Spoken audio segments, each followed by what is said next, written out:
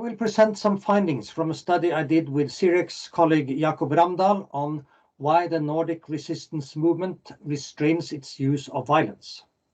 The Nordic Resistance Movement, or NRM, is a militant National Socialist organization that in principle embraces violent strategies, including terrorism, given the right circumstances.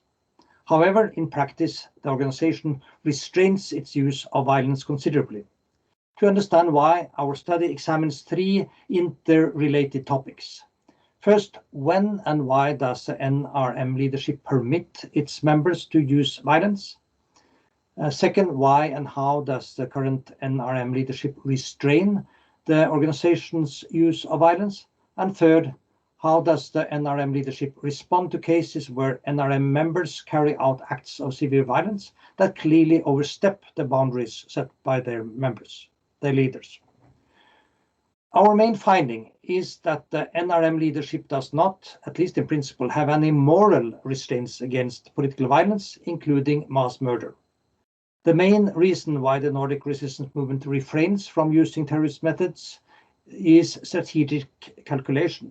Such methods are perceived as counterproductive and likely to undermine the NRM's prospect of gaining popular support and opportunities to propagate its political views via public and legal channels. As such, the NRM leaders are highly sensitive to the legal boundaries set by the government.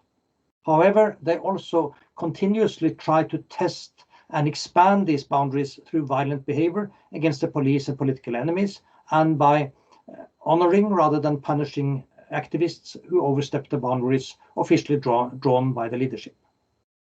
The efforts of the NRM to test and expand the boundaries on violence should be pushed firmly back by enforcing the rule of law.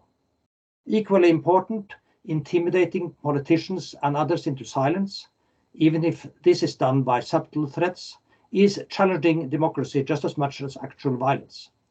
The police and lawmakers should draw and maintain clear boundaries against such attacks on democracy.